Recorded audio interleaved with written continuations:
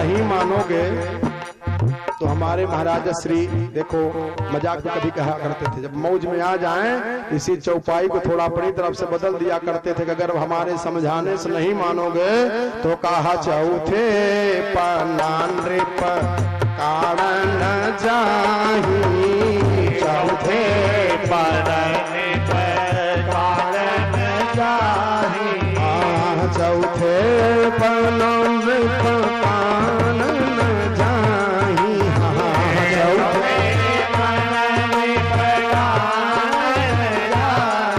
बाबा चौथे पनान रे कारण जाही, चौथे आश्रम को पता नोट कर लो जाही, चौथे पनान रे कारण जाही, चौथे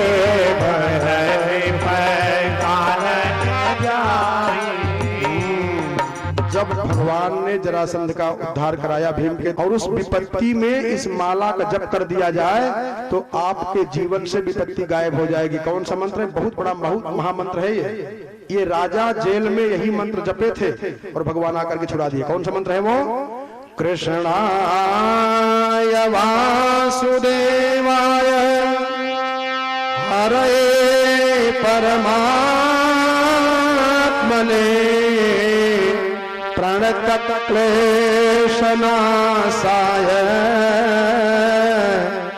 गोविंदाय नमो नमः। ये महामंत्र है। क्यों महामंत्र है? इसमें 5 बार भगवान का नाम आया है। कृष्णाय वासुदेवाय हरे परमात्मने प्रणतक्लेशनाशाय गोविंदाय नमो नमः। इसी मंत्र का जप किया था और उन राजाओं को भगवान ने छुड़ा दिया, उनका उद्धार करा दिया। इसके बाद श्री सुखदेव जी महाराज कहते हैं कि जब यज्ञ हुआ, उस यज्ञ में ये हुआ कि सबसे पहले किसकी पूजा किया जाए? शिशुपाल भी आया था, तो सहदेव ने कहा कि सबसे पहले द्वारिकाधीश की पूजा होनी चाहिए, लेकिन शिशुपाल ने कहा कि अगर ये बालक है तो सबकी बुद्धि खराब हो गई है, इस यजवंशी ग्वालिया नचनिया जो स्त्रियों के बीच में नाचने वाला, इसकी पूजा होगी। शिशुपाल नाजायज भगवान की निंदा करने लगा और तुरंत ही भीम ने अपनी गदा उठाई। भीम गदा उठा करके जब खड़े हुए तो भगवान ने इशारा किया, बैठ जाओ, मैंने वादा किया कि अगर 100 गाली देगा तब तक मैं नहीं बोलूंगा।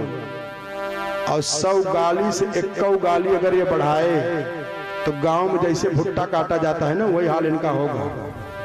पाप सवार था इनके ऊपर, गाली देते गए 100 से ज्यों एक ज्यादा बढ़ा तो भगवान का सुदर्शन चक्र आया और शिशुपाल का सर काट दिया।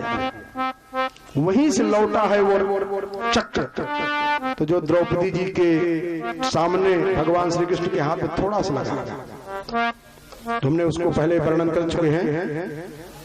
इसके बाद जब यज्ञ होने लगा तो भगवान ने सबको काम दिया, कौन कौन काम किसको किसको करना है। द्रौपदी जी अपने भैया कन्हैया को हमेशा देखती हैं, याद करती हैं। आंख जो खुजलाती है, द्रौपदी जी की आंख खुजलाती थी कृष्ण को देखने के लिए। ये है रिश्ता। भगवान क्या कर रहे हैं यज्ञ में? ब्राह्मणों का पैर धो रहे हैं और पत्थर उठा के फेंक रहे हैं। भीमसेन को लगाया भोजन कराने के लिए, तो जिसके सामने भीम खड़े हो जाए तो चाहे पत्तल पे कचौड़ी हो या ना हो, डरिए कुमारी बोलबे नहीं करेगा। पहाड़ शरीर खड़े हो जाए कौन बोलेगा? तो उठा के पटकेंगे धीरे से। तो भगवान सोचे कि इनके रहने से बेचारे जो भोजन करने वाले वो सन्न हो जाने, भोजन कोई करबे नहीं करेगा तो मजा कैसे आएगा? तो भगवान घूमे साथ में भीमसेन के, अब एक टेढ़ा मेढ़ा बहुत कुरूप आदमी बैठा था।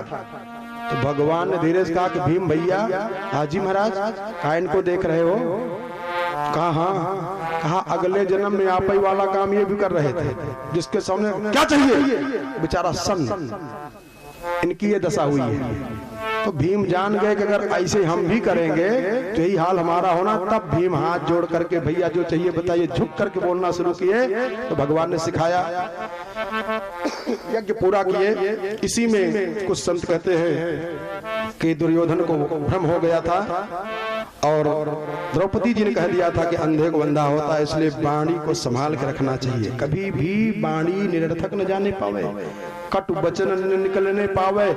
अस्त्र से मारा गया, प्रहार किया गया घाव पुज जाता है, भर जाता है, ठीक हो जाता है, लेकिन वाणी के वज्र का प्रहार कभी मिटता नहीं। इसलिए संभाल करके मन की तरंग मार लो, इसको अपने बस में करो, इसको जब चाहो जो चाहो वही नहीं बोल दो। अरे मन की तरंग मार लो, बस हो गया भजन, और आदत बुरी सुधार लो, बस हो गया भजन। किसी भी प्रकार से अपनी आदत को ठीक करो, इसको बताए। कहते हैं इसके बाद श्री सुखदेव जी महाराज कहते हैं कि हे परीक्षित, भगवान ने साल्व का उद्धार किया, द्विविद का उद्धार किया, मयंद का उद्धार किया, इन सब का उद्धार करते करते करते करते कहे महाराज भगवान ने दोबारा जा करके हस्तिनापुर में देखे, और हस्तिनापुर में जाकर के तीर्थ यात्रा में बलराम भैया ने सूत जी को मार दिया। एक कथा है भागवत जी के, सूत जी का वध कर दिया। कहा ब्राह्मण कुल में जन्म नहीं लिए हो और व्यास पीठ पर बैठ करके प्रवचन कर रहे हो। इनकी कथा को बताया, फिर महात्माओं ने बताया। इसके बाद एक दिव्य कथा पूछा राजा परीक्षित ने। ध्यान से समझना, कथा दो प्रकार की होती है, एक पराक्रम कथा होती है और एक पुण्य कथा होती है। तो जो पराक्रम कथा है उसको समझना पड़ेगा, आपको बुद्धि लगाना पड़ेगा, तब आपको पुण्य होगा। और एक कथा ऐसी पुण्य कथा, केवल उसको सुन लो बस पुण्य हो जाएगा। पूछा कि भगवन्यानि चान्यानि मुकुंदस्य महात्मनः वीर्यान्यनंत वीर्यस्य श्रोतुमिच्छामहे प्रभो। मैंने पराक्रम कथा सुन लिया प्रभु, अब मैं पुण्य कथा सुनना चाहता हूं, जिसको सुनने से पुण्य की प्राप्ति हो जाए। तो आप लोगों से बार बार आग्रह करेंगे कि अब शांति बनाएं, बहुत शांति बना लें। ऐसी दिव्य कथा आई हुई है जो कथा हमारा पूरा विश्वास है कि न सुने होंगे। सुने हैं, ठीक से नहीं सुने, ठीक से सुना दूंगा, और आपके जीवन में ये कथा बहुत लाभ दे देगी। आए दो बार कथा में आता कौन है, कितने भाग्यशाली हैं। देखो भगवान सबके ऊपर कृपा करते हैं, कोई उनकी कृपा को प्राप्त कर लेता है और कोई कृपा को छोड़ देता है। गंगा जी सबके लिए बह रही है, कोई गंगा मैया मान करके प्रणाम करता है और कोई नहीं समझ पा रहा है, उसके भाग्य में वो चीज नहीं मिल पाती है। छतरी लगी दरिद्र की मुंद न पड़े शरीर, बरसात हो रही सोने चांदी की, लेकिन दरिद्र की छतरी लगी हुई है। तो जरा एकाग्र हो जाएं। अरे राम कथा गंगा सुगम बही जाइया, सत्कर्मी लोग नहाएंगे, एकाग्र हो जाए। राम कथा गंगा सुगम बही जाई, हमा केऊ केऊ नहाई। राम कथा गंगा सुगम बही जाई, हमा केऊ केऊ केऊ नहाई हो, केऊ केऊ नहाई, केऊ केऊ नहाई हो। अरे राम कथा गंगा सुगम बही जाई, हमा केऊ केऊ नहाई। राम कथा गंगा सुगम बही जाई, हमा केऊ नहाई। कौन नहाए हैं? ब्रह्मा नहाए और विष्णु नहाए। ब्रह्मा नहाते हैं, ब्रह्मा नहाए और विष्णु नहाए। ब्रह्मा बाबा भोले नहाए, अपन डमरू बजाई, हमा केऊ केऊ नहाई। डमरू बजाई, हमा केऊ केऊ नहाई। अरे राम कथा कथा गंगा सुगम बही जाय हमा क्यों क्यों नहाय। राम कथा गंगा सुगम बही जाय क्यों क्यों नहाय। क्यों क्यों नहाई हो क्यों क्यों नहाई क्यों क्यों नहाई हो अरे राम कथा गंगा सुगम बही जाय हमा क्यों क्यों नहाय। राम कथा गंगा सुगम बही जाय मैं क्यों क्यों नहाय। गरुड़ जी नहाए भुसुंड जी नहाए गरुड़ जी नहाए गरुड़ जी नहाए भुसुंड जी नहाए गरुड़ जी नहाए बाबा नारद नहाए अपन बीड़ा बजाए हमा क्यों क्यों आहा हा हा हा हा बीड़ा बजाए मैं क्यों क्यों नहाए। बाबा नारद नहाए अपन बीड़ा बजाए हमा क्यों क्यों नहाए। नारद नहाए अपन बीड़ा बजाए मैं क्यों क्यों नहाए। अरे राम कथा गंगा सुगम बही जाए हमा क्यों क्यों नहाय। राम कथा गंगा सुगम बही जाए हमा क्यों क्यों नहाय। याज्ञवल्क्य नहाए भरद्वाज नहाए याज्ञवल्क्य नहाए याज्ञवल्क्य नहाए भरद्वाज नहाए याज्ञवल्क्य वशिष्ठ जी नहाए अपने मंत्र के गाय हमा क्यों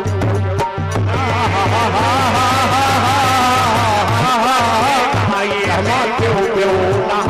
अरे राम कथा गंगा सुगम बही जाय हमा क्यों क्यों नहाय। राम कथा गंगा सुगम बही जाय मैं क्यों क्यों नहाय। संत जी नहाए महात्मा नहाए संत जी सन्यासी डुबकी मार रहे हैं। संत जी नहाए महात्मा नहाए संत जी नहाए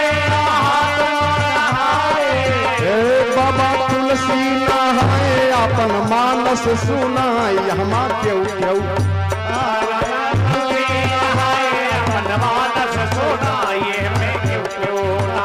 संत तुलसी नहाए अपन मानस सुनाई हमा क्यों क्यों नहाए। अपन मानस सुनाई मैं क्यों क्यों नहाए। अरे राम कथा गंगा सुगम बही जाय हमा क्यों क्यों नहाय। राम कथा गंगा सुगम बही जाय मैं क्यों क्यों नहाय। क्यों क्यों नहाए हो क्यों क्यों नहाए नहीं नहा सकते हैं। क्यों क्यों नहाए हो क्यों क्यों नहाए क्यों क्यों नहाए हो क्यों क्यों नहाए। राम कथा गंगा सुगम बही जाय हमा क्यों क्यों नहाए।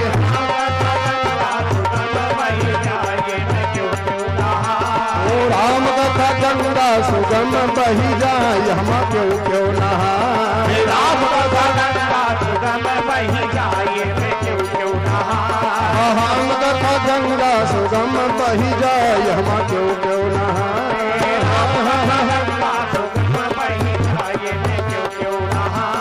राम कथा गंगा सुगम बही जाय हमा क्यों क्यों नहाए। राम कथा गंगा सुगम बही जाय मैं क्यों क्यों नहाए। बोले श्री वृंदावन बिहारी लाल की जय हो। प्रकट हुई है प्रकट स्थल है। अब प्रयाग जो नाम है जहां आए हो कि प्रयाग का अर्थ क्या होता है। प्रथमो याग यस्य स प्रयाग। पूरी सृष्टि रचना करने के पहले सबसे पहले ब्रह्मा जी ने यही पर यज्ञ किया था, इसलिए इसका नाम है प्रयाग। ये समस्त तीर्थों के अधिपति हैं। हरे यस तीर्थ पति।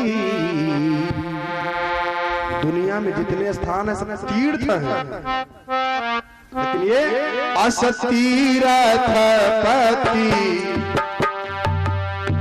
देखी सुहावा अस तीरथ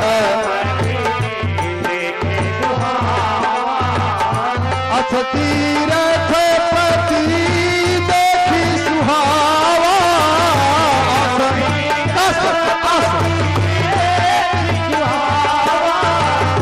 सुख सागर रघुबर सुख पावा सुख सागर रघुबर सुख सुख सागर रघुबर सुख पावा सुख सागर रघुबर सुख पावा। ऐसे तीर्थराज प्रयागराज में आए हुए इसने बड़ी भागवत जी कथा सुने और अपने जीवन में उतारे उसको। सुखदेव जी कहते हैं कि कृष्ण स्यासीत सखा कश्चित, सुदामा जी की कथा है। सुदामा जी भगवान श्री कृष्ण के मित्र हैं। मित्रता कब होती है, ये उसी मंत्र का अर्थ है, कथा में है आया है। ऋग्वेद का मंत्र है द्वा सुपर्णा सयुजौ सखाया समानम वृक्षम परिसस्व जाते। इसी महामंत्र को विस्तार करके श्री वेदव्यास जी महाराज ने भागवत जी में उतार दिया। उसी पूरे मंत्र को, ऋग्वेद के मंत्र को निचोड़ करके भागवत जी के महामंत्र बना करके भागवत जी में स्थापित कर दिया है। और ऐसी दिव्य कथा है ये कि जीवात्मा और परमात्मा का संबंधन करा देती है। ध्यान से समझना। सुखदेव बाबा कहते हैं कि कृष्ण स्यासीत सखा कश्चिद अरे ब्रह्मणो ब्रह्म विक्रमः विरक्तः इंद्रियार्थेषु प्रशांतात्मा जितेन्द्रियः प्रशांतात्मा जितेन्द्रियः। विष्णु पुराण में एक मंत्र आया है, भगवान का लक्षण है। उस विष्णु पुराण के मंत्र के द्वारा ये माना जाएगा कि ये जिनमें आता है कि भगवान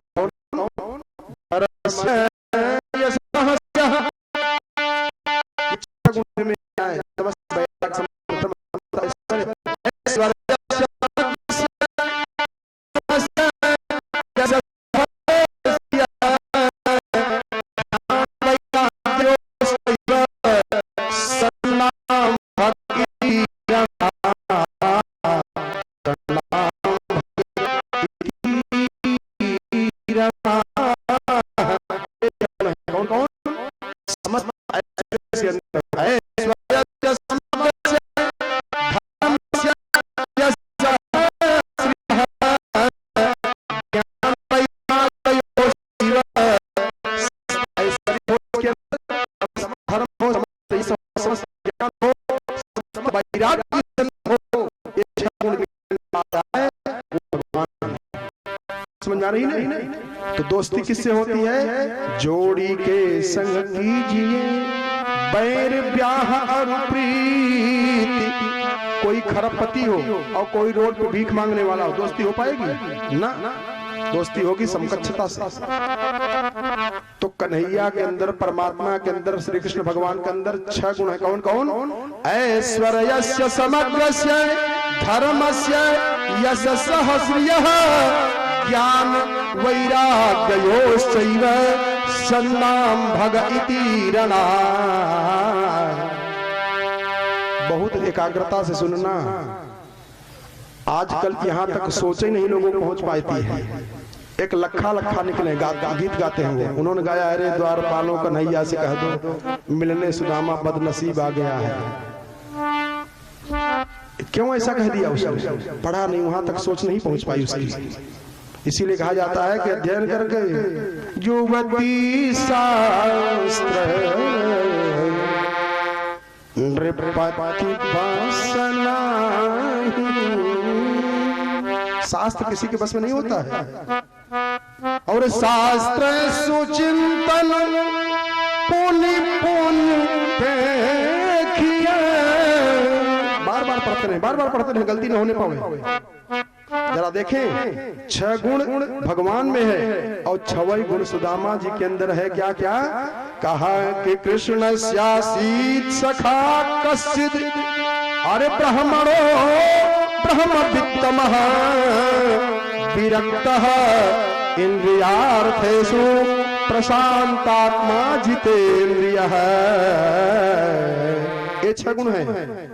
भगवान शांताकारम है, सुदामा जी प्रशांताकारम है। एक घटना आपको बता दें, हम कई पुराणों से बोलते हैं कैसे इनकी मित्रता हुई है। भगवान श्री कृष्ण और बलराम जी रथ पर बैठ करके उज्जैन जा रहे थे संदीपनी गुरु जी के यहाँ पढ़ने के लिए। और जब रथ पर बैठ करके जा रहे थे तो थोड़ी दूर जब रथ गया तो एक बालक की रोने की आवाज आई, करुण क्रंदन कर रहा है, चिल्ला रहा। कहा कोई मेरी आवाज सुनता हो तो हमको बचा लो, कोई मेरी आवाज को सुनता हो तो हमको बचा लो। जब भगवान ने रोने की आवाज सुना तो अपने सारथी दारुक को कहा कि जाओ देखो कोई बालक रो रहा है। तो जब दारुक सारथी जाकर के देखा तो मस्तक में तिलक लगाए हुए एक ब्राह्मण का बालक कराह रहा है, रो रहा है। आकर के बताया, कहा महाराज लगता है कोई ब्राह्मण बालक है, क्योंकि उसके मस्तक में तिलक लगा हुआ है, चंदन लगा हुआ है। तो जब आए भगवान श्री कृष्ण, कहा भैया क्या हुआ है? तो सुदामा जी के पैर में जूता चप्पल नहीं था, कांटा चुभ गया था। कांटा के दर्द से सुदामा जी चिल्ला रहे हैं, रो रहे हैं। तो भगवान इतने बड़े भगवान ने सुदामा जी से कहा कि मित्र अगर आप कहें तो मैं आपके पैर का कांटा निकाल दूं। सुदामा जी को दर्द हो रहा है। सुदामा जी के पैर को बाएं हाथ में कृष्ण भगवान लेकर के दाहिने हाथ से कांटा को निकालना चाह रहे हैं, लेकिन जो कांटा आज चुभा है सुदामा जी के पैर में, वो अपने आप अपने भाग्य की सराहना कर रहा है कि मैं कितना भाग्यशाली हूँ। जब मैं भक्त के पैर को पकड़ा था हमारे पास के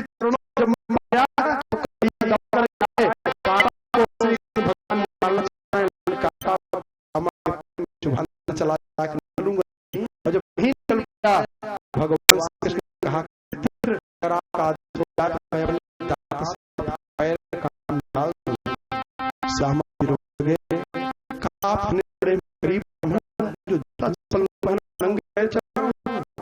भगवान ने कहा केवल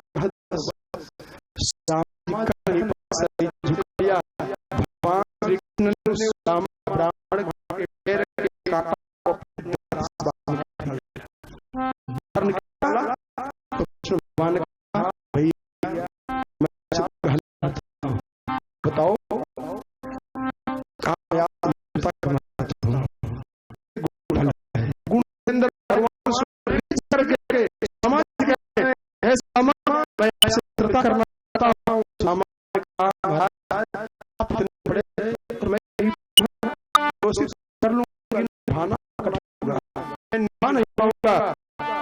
तो कृष्ण भगवान ने कहा कि मैं निभाऊंगा।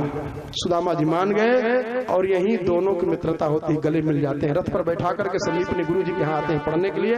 पढ़ते गए। तो गुरुकुल विद्यालय का नियम आज भी ऐसा है कि जो बच्चा पढ़ने में कमजोर होता है वही लकड़ी ईंधन मांगने के लिए, सीधा पिसान मांगने के लिए भेजा जाता है, तेज वाला लड़का को नहीं भेजा जाता है। तो एक दिन संदीपनी गुरु जी सबको पढ़ाए और सुदामा जी को खड़ा किया। कहा मैंने जो कल पढ़ाया था उसको सुनाओ। तो सुदामा जी को याद नहीं हो पाया। कहा गुरु जी याद नहीं है। कहा खड़े हो जाओ, आज तुमको ही लकड़ी लाने जाना पड़ेगा। उसके बाद कृष्ण भगवान बैठे थे, कृष्ण भगवान खड़ा किया। कहा कृष्ण खड़े हो जाओ, जो हमने कल सुनाया था पढ़ाया था उसको सुनाओ। तो कृष्ण भगवान मन में सोचे कि सुदामा जी कहे थे कि मैं निभा नहीं पाऊंगा, मैंने वादा किया कि निभाना हमको है। कृष्ण भगवान भी कह दिए कि गुरुजी हमको भी नहीं याद है। जब कहा हमको भी नहीं याद है तो संदीपनी जान गए। कहा वाह प्यारे कृष्ण, तो मित्रता निभा रहा है बेटा, लेकिन एक बात ध्यान में रख, अरे विद्यालय के नियम मत तोड़, आज तो उसको भी जाना पड़ेगा। तो दोनों मित्र जब जाने लगते हैं, बहुत गहराई से समझिएगा, भागवत जी में तो नहीं आया है लेकिन गर्गाचार्य जी ने लिखा है कि चना दिया है। वो चना है क्या जानते हो? एक घटना ऐसी घटी कि एक संत के आश्रम से कुछ चोरों ने उस चना को चुरा लिया। तो संतों को क्रोध आया और हाथ में जल लेकर के श्राप दिया कि जो इस चना को खाएगा वो दरिद्र हो जाएगा। तो जब चोरों को पता चल गया कि चना जो खाएगा वो दरिद्र हो जाएगा, तो चोर लोग उस चना को ले जा करके संदीपनी के आश्रम में दे दिए कि यही लोग भोगे, विद्यार्थी लोग भोगे। और जब उस चना को अनजाने में गुरु माता ने सुदामा जी को दिया तो सुदामा जी ब्रह्म विद्तमो ब्रह्मवेत्ता हैं, और ब्रह्मवेत्ता हो करके सुदामा जी जब उस चना को देखे तो जान गए इसमें तो संतों का श्राप लगा हुआ है, जो इस चना को खाएगा वो दरिद्र हो जाएगा। अगर विद्यालय के कोई विद्यार्थी खा जाएंगे तो बेचारे दरिद्रता को भोगेंगे, और अगर इस चना को हमारा कन्हैया खाया और कन्हैया को दरिद्रता नहीं लगी तो संतों की मर्यादा चली जाएगी, और अगर दरिद्रता कन्हैया को लग गया तो मेरा जीवन बेकार हो जाएगा। इसलिए बढ़िया ये होगा कि ये दरिद्रता मैं ही लेकर के संतों की महिमा को बढ़ा दूं और अपने कन्हैया को बचा लूं, अपने गुरुकुल के समस्त विद्यार्थियों को बचा लूं। ऐसा सोच करके श्री सुदामा जी महाराज ने जब गए जंगल में, तो जंगल में जा करके कृष्ण भगवान पेड़ पर चढ़ गए और चोरी चोरी जानबूझ करके सुदामा जी पूरा चना को खा गए। और जब चना खा करके लौट करके आए गुरु माता के पास, गुरु जी के पास, तो सबका मुखमंडल गिरा हुआ था। कृष्ण भगवान कुछ खाए पिए नहीं थे। संदीपनी गुरु जी ने अपनी पत्नी से कहा कि क्यों इन दोनों पुत्रों को आपने कुछ खाने पीने के लिए दिया? ये गुरु होते थे, शिष्य पुत्र के समान होता है। संदीपनी अपनी पत्नी के ऊपर बिगड़ गए, कहा इन लोगों को कुछ दिया खाने पीने के लिए? संदीपनी की पत्नी ने कहा कि हाँ महाराज, चना तो दिया था सुदामा को। क्यों सुदामा? सुदामा जी सर नीचे कर लिए। गुरु जी को क्रोध आया, संदीपनी में श्राप दे दिया कि जा सुदामा, तूने अपने मित्र कृष्ण का हिस्सा खा लिया है, तुझको मैं श्राप देता हूँ कि तू दरिद्र हो जा। दो श्राप पड़ गया। एक तो संतों का श्राप लगा हुआ था, दूसरा गुरु जी का भी श्राप लग गया। ज्यों श्राप दिया त्यों श्री कृष्ण भगवान गुरुदेव के चरणों को पकड़ लिया। संदीपनी गुरु जी आपने क्या कर दिया? कोई बच्चा आता है विद्यालय में पढ़ने के लिए तो सोचता है पढ़ करके विद्वान बन जाऊंगा, अपने माता पिता की सेवा करूंगा, परिवार का पालन पोषण करूंगा, और दरिद्र होने का श्राप दे दिया आपने। प्यारे ध्यान देकर के समझना, सबसे बड़ा दुख जीवन में अगर कोई है तो दरिद्रता का है। नहीं दरिद्र सम दुख जग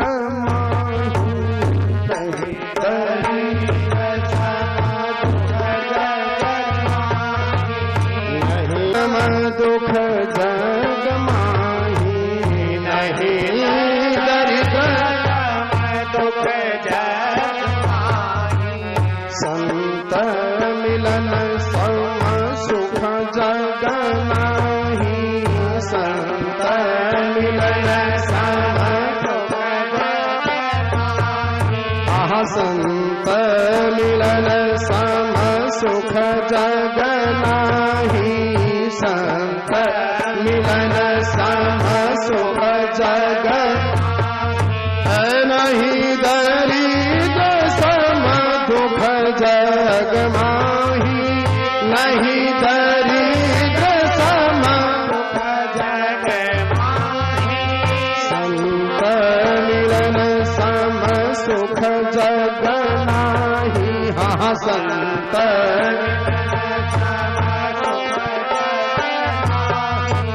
सुदामा जी के ऊपर दो श्राप लग गया। संतों का श्राप पहले से जिसको कोई नहीं जानता है, और गुरुदेव का भी श्राप लग गया।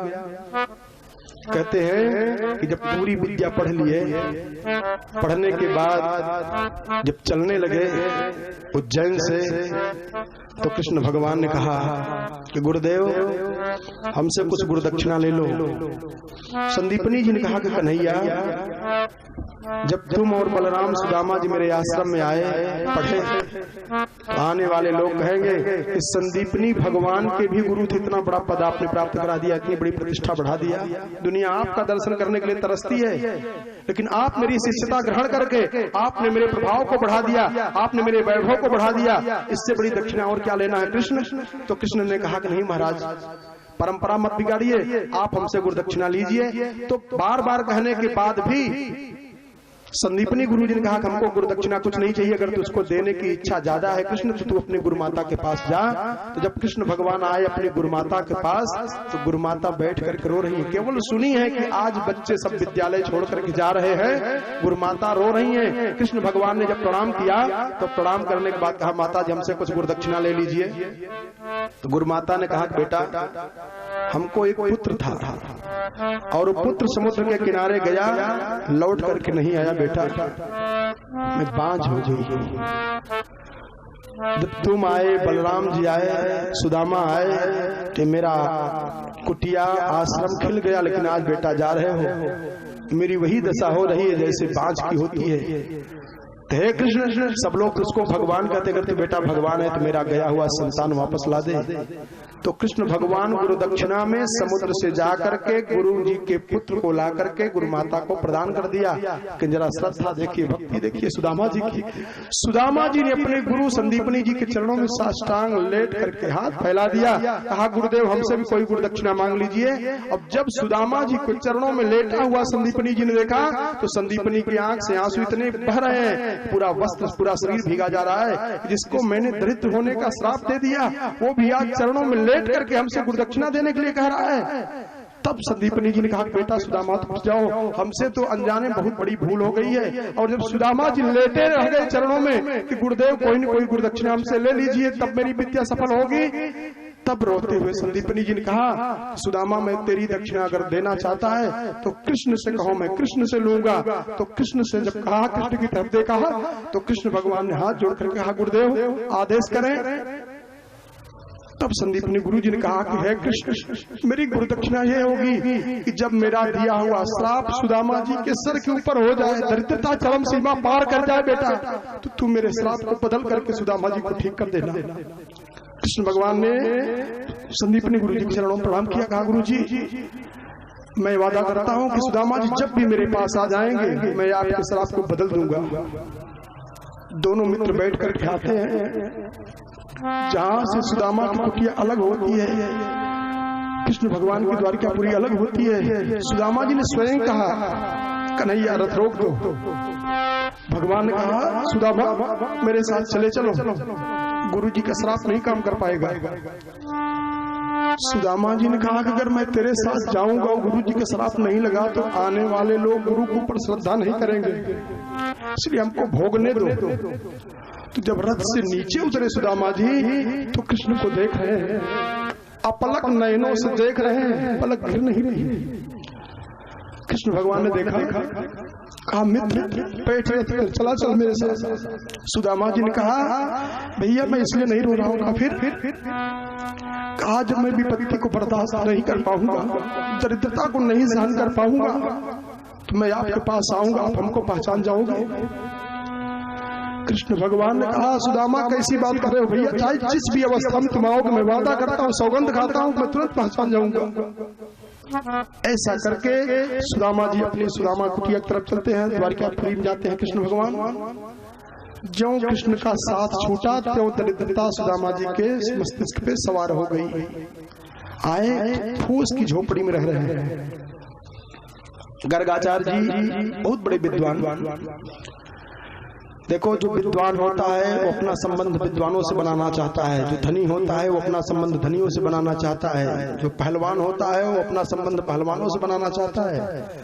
तो गर्गाचार्य जी बहुत बड़े विद्वान, गर्गाचार्य जी ने मन में संकल्प लिया कि जो मुझको सत्संग में संतुष्ट कर देगा उसी के साथ मैं अपनी लड़की सुशीला का विवाह करूंगा, विद्वान के साथ विवाह करूंगा।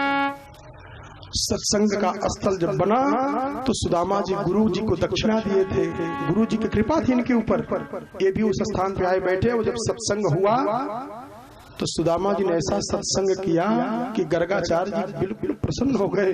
और जब गर्गाचार्य जी ने कहा कि सुदामा मैं आपके सत्संग से संतुष्ट हो गया हूँ और मेरी प्रतिज्ञा है मैं अपनी कन्या सुशीला का विवाह आपके साथ में करना चाहता हूँ। सुदामा जी रोते हुए हाथ जोड़कर कहा बस महाराज आपने कह दिया, हमारा सब काम हो गया, लेकिन मैं किसी कीमत में आपकी लड़की से विवाह नहीं करूंगा। कहा क्यों? तो सुदामा जी ने कहा कि आपको गुरु जी का श्राप लगा हुआ है, मैं दरिद्र और मैं ये नहीं चाहता हूँ कि मेरी वजह से किसी इतने बड़े विद्वान की लड़की मेरे साथ दुख भोगे, इसलिए मैं आप लड़की के साथ विवाह नहीं करूंगा महाराज। गर्गाचार्य जी ने कहा कि सुदामा जी आप बैठे रहे, मैं लौट करके आ रहा हूँ घर से।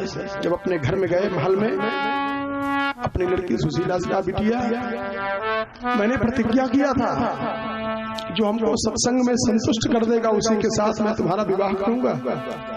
सुदामा जी बहुत अच्छे विद्वान है, उच्च श्रेणी के विद्वान है, लेकिन उनको श्राप लगा है गुरु का जो दरिद्र हो जाएंगे, इसी डर से आपसे विवाह नहीं करें। धन्य है सुशीला। सुशीला ने अपने पिताजी के चरणों को, गर्गाचार्य जी के चरणों को पकड़ करके कहा पिताजी मैं आपके चरणों की सौगंध खा के कहती हूँ कि हमारा विवाह खुशी के साथ में सुदामा जी के साथ में कर दीजिए और मैं सुदामा जी के साथ अपनी पूरी जीविका जी लूंगी।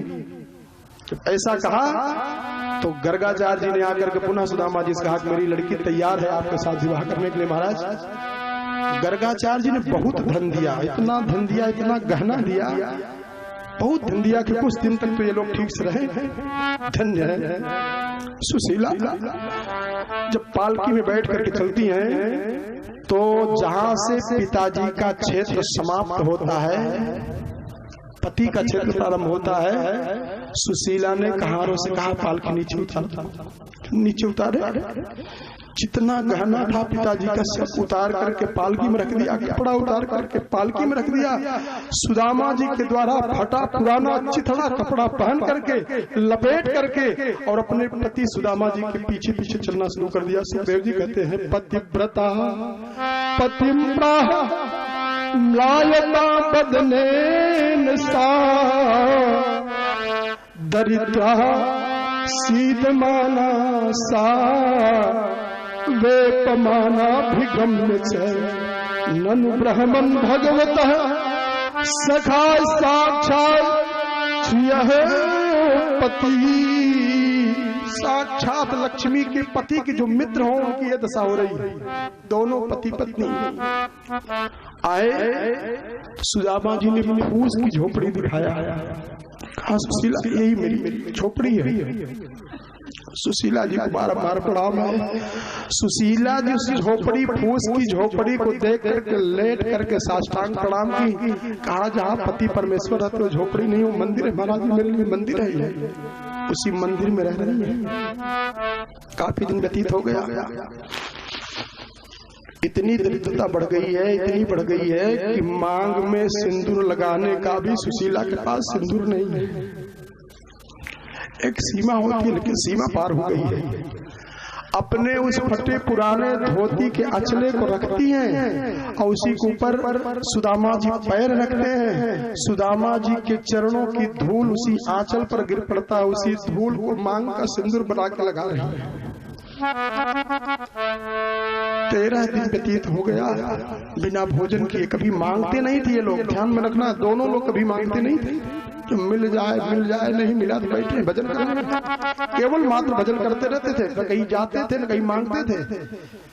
एक दिन आए, देखे भूख के मारा सुशीला के आंख से आंसू गिर रहा था। जो अपने पति को देखा तुरंत आंसू पोंछ कर ठीक हो गई। ये जान न पावे उनको दुख होगा। सुदामा जी देख गए। सुदामा जी ने कहा प्रिय ये तो तुम्हारे आंख से आंसू गिर रहा है, ये मेरा पाप है। मेरे द्वारा किया हुआ पाप तुम्हारे आंख के आंसू बन करके बह रहे हैं। सुशीला जी ने कहा महाराज कौन सा पाप किया आपने? उन्होंने अपनी पूरी बात बता दिया, पूरी घटना को बता दिया। और भगवान ने और बड़ी विपत्ति भेज दिया है। जानबूझ करके द्वारकाधीश ने सुदामा के ऊपर इतनी बड़ी विपत्ति भेज दिया है। क्यों भेजे है? जैया विपत्ति से घबरा करके मेरा मित्र द्वारकापुरी आ जाता तो मैं इसको राजा बना देता।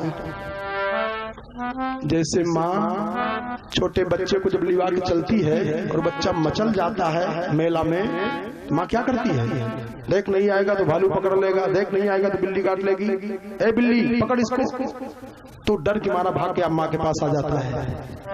ऐसे ही भगवान ने सोचा कि सुदामा को इतना मैं विपत्ति दे दूं, पीड़ित होकर के भाग के अगर मेरे पास आ जाता तो मैं इसकी इस पूरी जीवन की दरिद्रता को दूर करके अपने जैसे राजा बना देता। लेकिन सुदामा जी ने कहा कि कृष्ण जैसे आज मैं साधु फक्कड़ बनकर घूम रहा हूँ, तुझको भी द्वारिकाधीशी का कपड़ा उतरवा करके फक्कड़ साधु बना दिया तो मेरा नाम सुदामा नहीं होगा। तो चाहे जितनी विपत्ति दे ले। अरे भगवान लिहा परीक्षा राख्या जिन कसरिया हो, ठठरिया एक दिन माटी में मिली। भगवान लिहा परीक्षा राख जिन कसरिया हो, ठठरिया एक दिन माटी में मिली। भगवान लिहा परीक्षा राख जिन कसरिया हो, ठठरिया एक दिन माटी में भगवान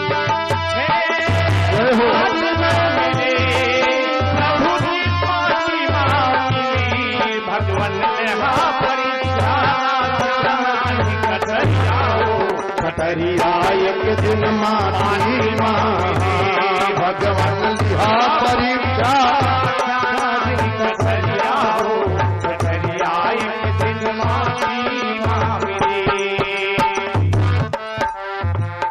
भगवान को ऐसा कर दिया, सुदामा जी ने ऐसा कर दिया कि जब आए और सुशीला से बताए पूरी घटना को, हमारे मित्र हैं, तो सुशीला जी ने कहा कि आप वहां जा क्यों नहीं रहे हैं? सुदामा जी ने कहा प्रिय मैं मांगने के लिए जाऊंगा। कहा नहीं महाराज, मांगने के लिए नहीं कह रही हूं। कहा फिर? कहा आप मित्र हैं, मिलने चले जाओ, दर्शन करने चले जाओ। सुदामा जी ने कितना बढ़िया उत्तर दिया। कहा रे सुशीला, मित्रता तो तब होती है जब वो भी कभी हमारे यहाँ हो। अगर वो हमको मित्र समझते तो क्या वो नहीं आ सकते हैं? बस इतना कहना नहीं कि द्वारिकाधीश ने अपना द्वारिकाधीशी का वस्त्र उतार करके और लंगोटी पहन लिया, साधु बन गए। और साधु बन करके सुदामा को मांगने के पहले सुदामा की कुटिया में भिखारी बन करके आ गया। लाख निरंजन आवाज लगाई द्वारिकाधीश ने साधु बन करके। सुशीला घर के अंदर बैठी है। इतनी विपत्ति आने के बाद गृहस्थ धर्म को कैसे संभाल रही है माताएं, जरा देखें। स्वयं 14 दिन से भूखी पड़ी हुई है, भिखारी दरवाजे पर आया हुआ है। सुशीला सोच रही कि अगर मैं कह दूंगी हमारे यहाँ कुछ नहीं है, तुम्हारे घर की मर्यादा चली जाएगी, हमारे पति की बदनामी हो जाएगी। रोते हुए सुशीला ने अपने अंदर ही कह दिया, कहा महाराज क्षमा करें, हमारे यहाँ सूतक पड़ गया है। कृष्ण भगवान ने कहा वाह भाभी, ऐसी सद्गृहस्थ, ऐसी धर्मपत्नी जिसको मिल जाए उसका बेड़ा पार हो जाता है। आज इतनी विपत्ति के बाद भी तू अपने घर गृहस्थ के मर्यादा को भंग नहीं कर रही हो। तो भगवान बाहर से कहे कि कई दिन वाला सूतक पड़ा है, 12 दिन वाला कि 13 दिन वाला कि 15 दिन वाला। सुशीला सोच रही है कि विद्वान है कि साधु है। साधु काम है अपना मांगे खाए जाए, तो दुनिया भर का कर्मकांड बता रहा है। सुशीला जी ने अंदर से कहा महाराज ऐसा सूतक पड़ गया है जो जीवन भर में कभी भिक्षा नहीं दे सकती हूँ। तो जो द्वारिकाधीश थे, साधु बने थे, उन्होंने कहा कि जरा आप बाहर निकले तो आए। तो सुशीला सर नीचे करके जा रही है। बाहर जब आई तो भगवान लंगोटी लगाए, कमंडल लिए, हाथ फैलाए हुए, भिक्षा का पात्र। कहा भाभी मैं द्वारिकाधीश भिखारी बन करके आया हूँ, मेरी झोली में मेरे मित्र सुदामा को भेजने को वादा कर लो, तुम चाहोगी तो आएंगे, अन्यथा आएंगे नहीं। इसलिए कृष्ण भिखारी बन करके आपके पास झोली फैला के मांग रहा है। हे सुशीला भाभी, आप मेरे मित्र सुदामा जी को मेरी द्वारिका में भेज दो, ये मांगन मांगने में आया हूँ। ऐसा जब कहा कृष्ण भगवान ने तो रोते हुए सुशीला जब घर के अंदर प्रवेश करती हैं, भगवान अंतर्धान हो जाते हैं। जब ये घटना पता चला सुदामा जी को, भगवान हमारे लिए आए थे, तो सुदामा जी तैयार होते हैं जाने के लिए। पूरे जीवन में कभी मांगे नहीं है, आज मांग रहे हैं और आज भी धर्म को छोड़ नहीं रहे हैं। सुदामा जी ने अपनी पत्नी सुशीला से कहा कि प्रिय, मित्र के यहाँ, गुरु के यहाँ, राजा के यहाँ खाली हाथ नहीं जाना चाहिए। इसलिए जब मैं अपने मित्र के पास जा रहा हूँ, इसलिए कुछ तो होना चाहिए भेंट देने के लिए। तो कहा कि आज श्री सुदामा जी की धर्मपत्नी बड़े प्रेम से इति संचिंत मनसा गमनाय मतिम दधे, तैयार हो रहे चलने के लिए। और सुशीला से जब कहा कि खाली हाथ नहीं जाना चाहिए, तो देखो सुखदेव जी कह रहे हैं कि या चित्वा चतुरो मुष्टि। हे परीक्षित, सुदामा जी की धर्मपत्नी आज जीवन में मांगी है पड़ोसी के यहाँ से 4 मुट्ठी चावल, टूटा हुआ चिवड़ा। विप्राण पृथुक तंडुलान चैल खंडेन तान बद्धा। पुराना फटा पुराना कपड़ा में वो 4 मुट्ठी चिवड़ा बांध करके सुशीला जी ने सुदामा जी को दिया। और सुदामा जी जब लेकर के चलते हैं, चलने लगते हैं, तो आप लोग अगर द्वारिकापुरी में गए हैं तो 2 द्वारिकापुरी, एक भेंट द्वारिकापुरी जो समुद्र के अंदर जाया जाता है ना ऐसा। तो जब सुदामा जी पहुंचे, पग यात्रा करते करते करते करते शाम के समय, संध्या के समय जब पहुंचे, तो अब भेंट द्वारिका में जाना है। एक तो जो समुद्र के किनारे पे है, ये द्वारिकाधीश का ऑफिस है, और घर कहाँ है? समुद्र के अंदर नाव से जाना पड़ता है। तो भेंट द्वारिकापुरी में जाना चाहते हैं, क्यों? जहाँ भगवान रनिवास में निवास कर रहे हैं। इसलिए सुदामा जी जब वहां पहुंचे तो समुद्र के अंदर जाना है। अब कोई नाविक ले जाएगा तभी तो जा पाएंगे। शाम का समय होने वाला है, सूर्यास्ताचल की तरफ पहुंच रहा है। सुदामा जी ने सोचा कि केवल 4 मुट्ठी चिवड़ा है, क्या करूं? संध्या का समय है, कोई नाविक भगवान दयालु मिल जाता, पार कर देता बिना पैसा लिए, बिना उतराई लिए। लेकिन शाम का समय कोई मानेगा नहीं। आज शाम को ही विश्राम करते हैं, सुबह में कोई नाविक आएगा, उससे निवेदन करूंगा जो अपने फटी पुरानी धोती को धरती पर डाले, लेट जाऊं। द्वारिकाधीश अपने द्वारिकापुरी की गद्दी से उठ के खड़े हो गए। कहा मेरा मित्र अगर जमीन पर लेटेगा और मैं आसन पर रहूं, ऐसा हो नहीं सकता है। द्वारिकाधीश भागे और भाग करके समुद्र में आकर के स्वयं नाव चलाने लगे। नाविक बन करके अपने सर में एक साफा बांध लिए और मित्र सुदामा को धरती पर बैठने नहीं दिए। आवाज लगाया श्री कृष्ण भगवान ने, अंतिम चक्कर है, जिसको पार होना हो पार हो जाओ। सुदामा जी ने कहा कि वाह, कन्हैया लाला भेजा तो नाविक।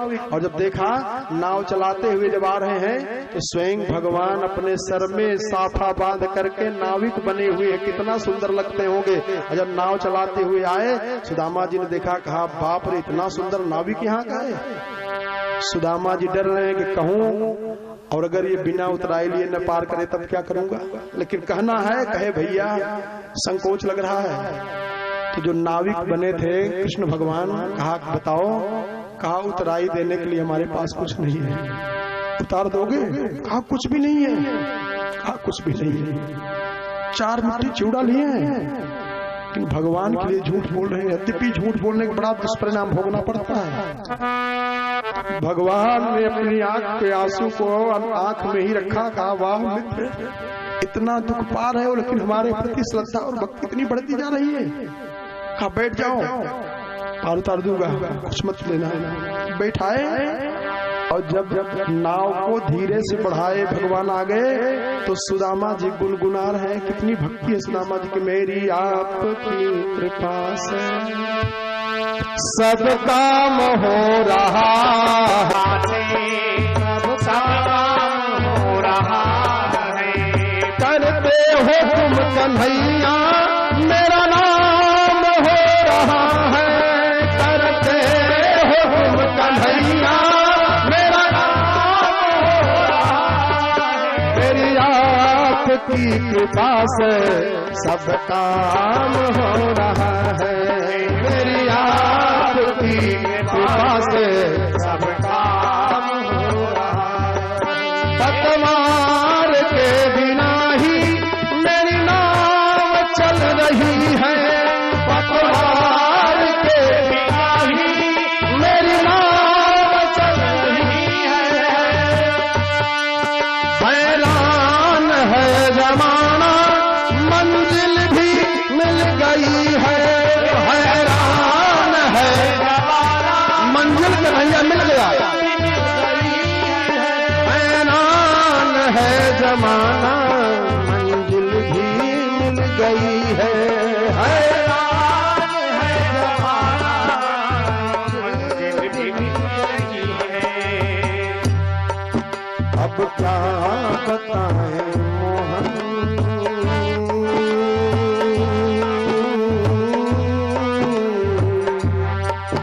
अब क्या बताएं मोहन, आराम मिल रहा है।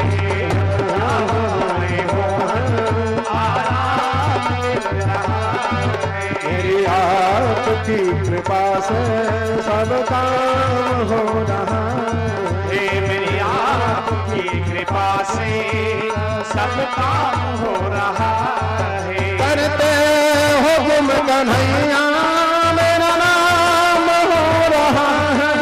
करते हो तुम कन्हैया, मेरा नाम हो रहा है। मेरी आपकी कृपा से सब काम हो रहा है। मेरी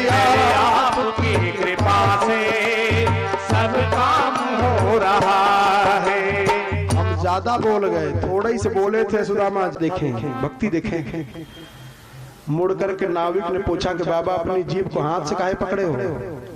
अभी निकल जाएगा तो आप नाराज होकर के हमको नीचे उतार दोगे।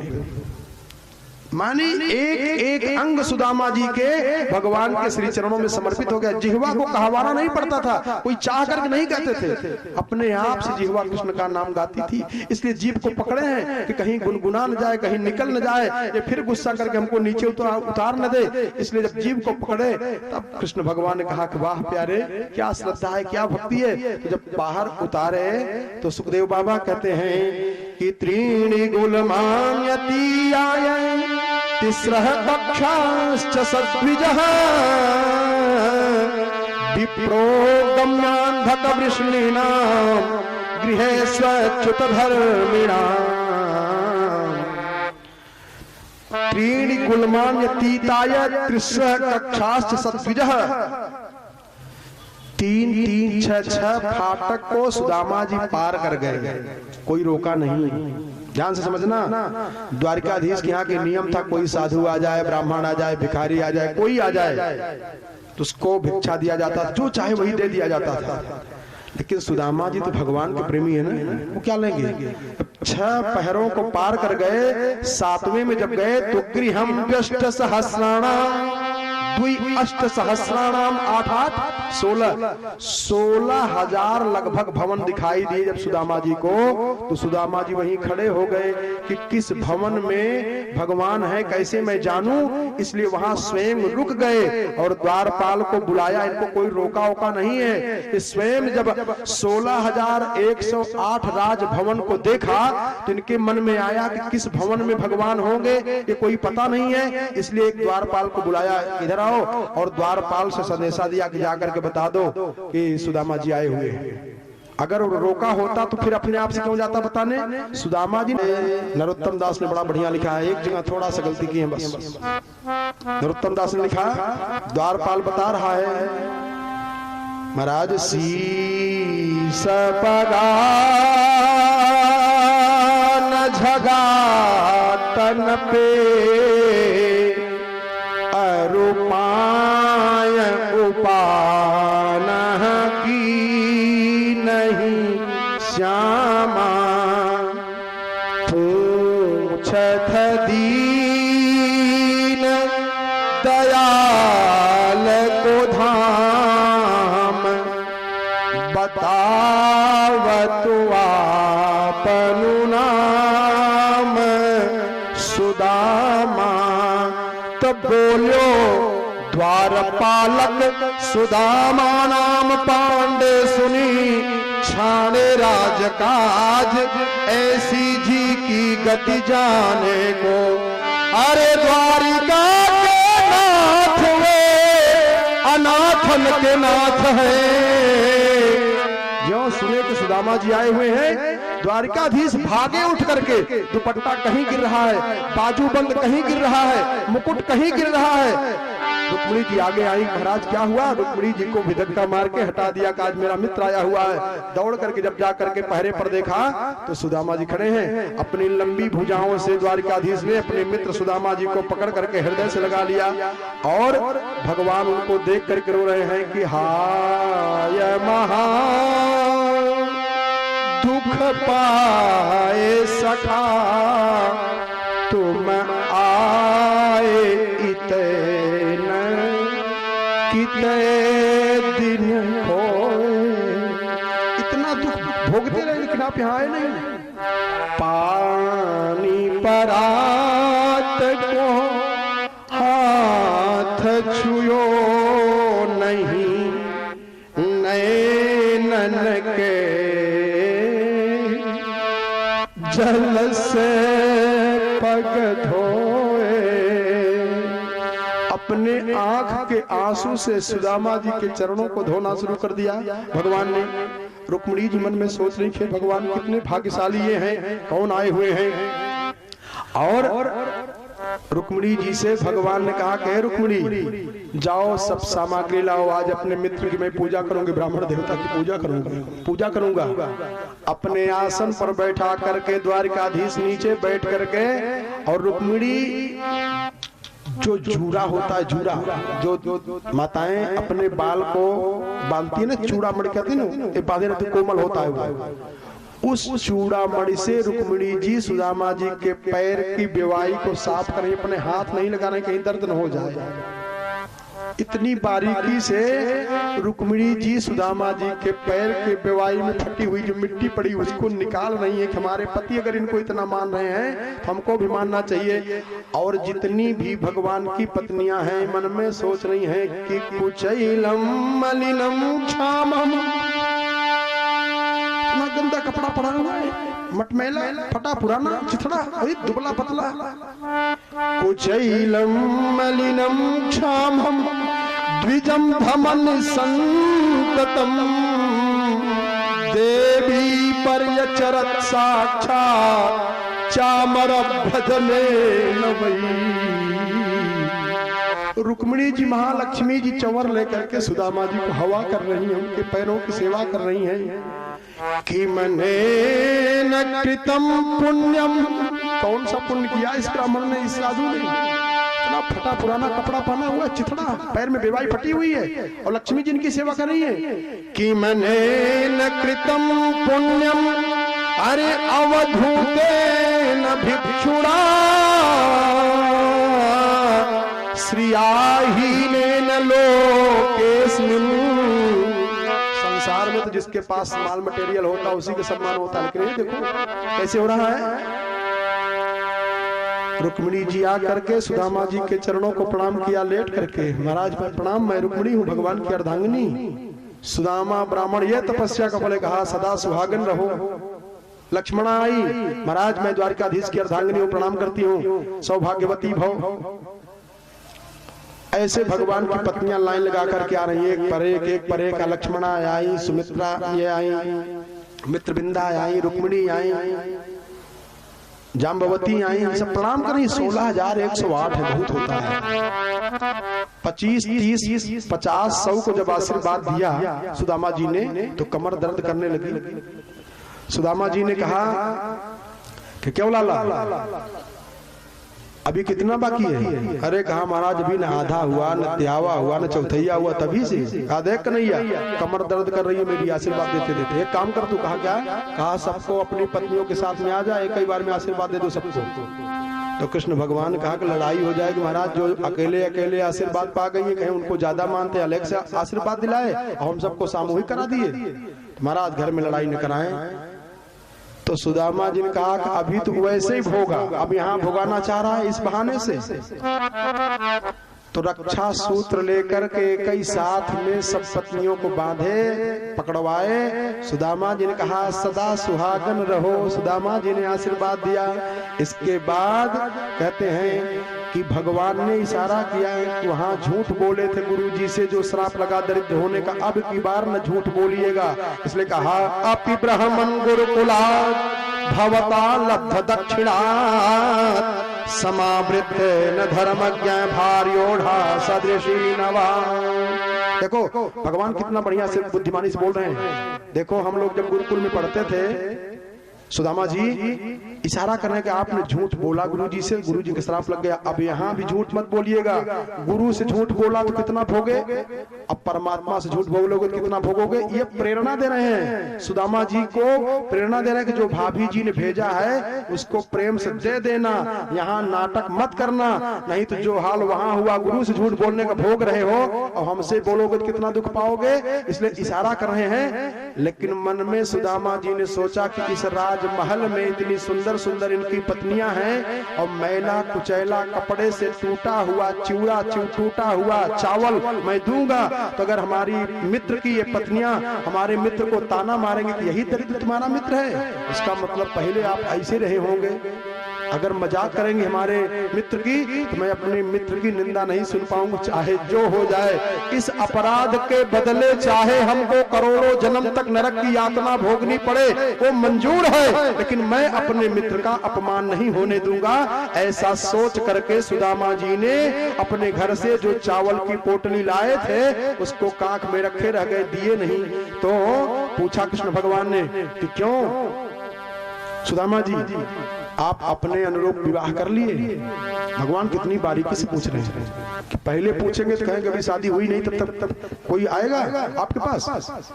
कहा कि मित्र आपका विवाह हुआ, आपके अनुरूप, माने आप इतने बड़े विद्वान, उसी अनुरूप तो आपका विवाह होना चाहिए।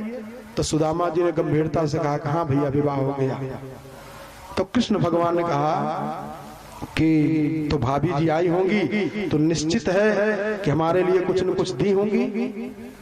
सुदामा जी झूठ बोल गए, कहा मित्र दी तो थी लेकिन मैं रास्ते में आते समय भूल गया।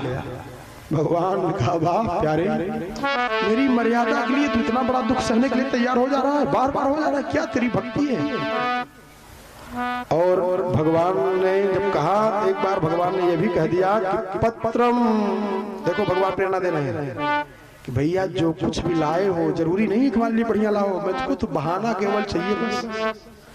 अरे तारा है सारा जमाना, नाथ हमको भी तारा, मैंने सुना है नाथ गणिका को तारा। गणिका बेस्या कितना पाप